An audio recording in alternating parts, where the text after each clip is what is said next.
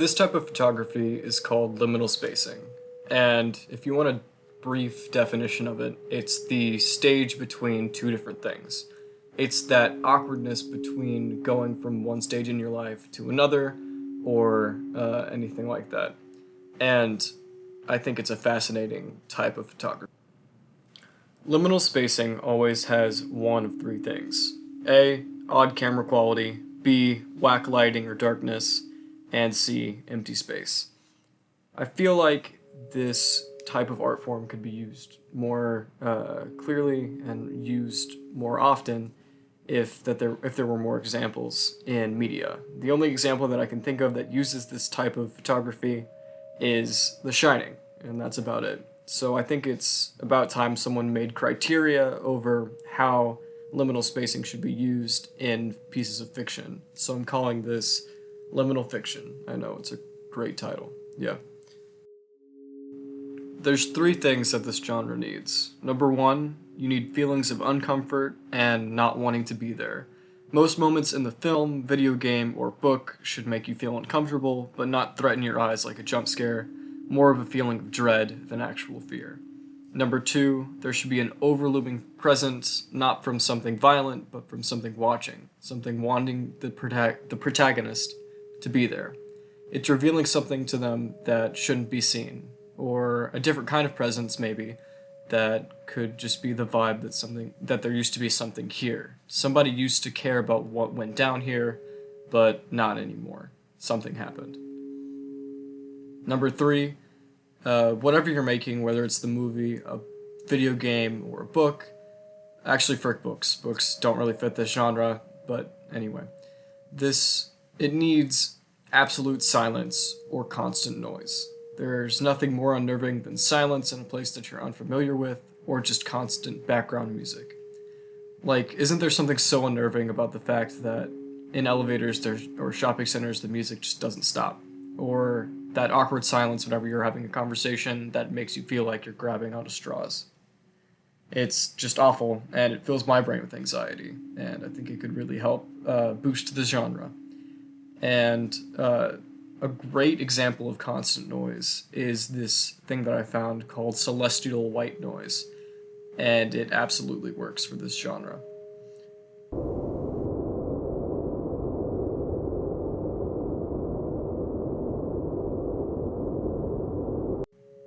Whenever you listen to that noise, it makes you feel like it's almost consuming you. It's trapping you, and it just really freaks me out that people listen to that for their sleep or to get work done.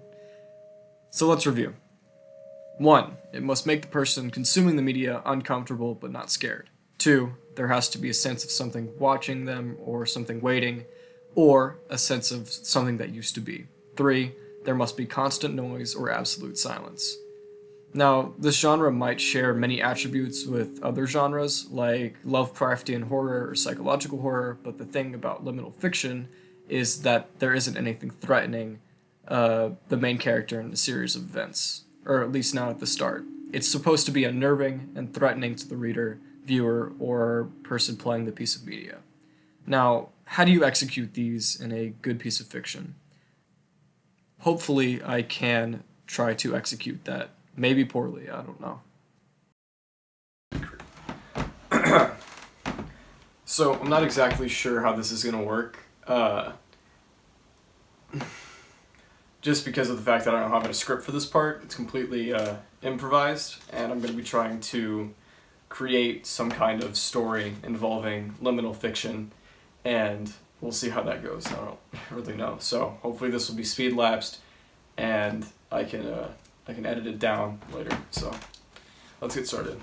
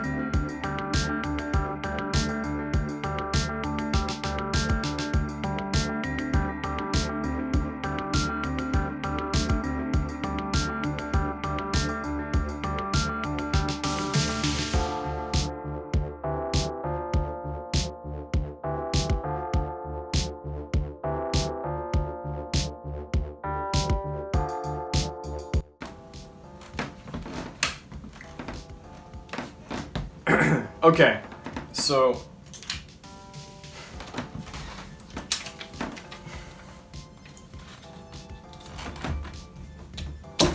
first up, the setting is in an abandoned mall, built somewhere between like the early to late 80s, like the 80s, it doesn't matter when, just built in the 80s, was eventually run down in the 2000s whenever our protagonist, the detective, goes alone into an empty mall, the mall I just talked about, to find a serial killer that has been on the loose for a couple of weeks now, and the mall itself is completely locked, and he manages to break in through maybe like a Sears, I don't know.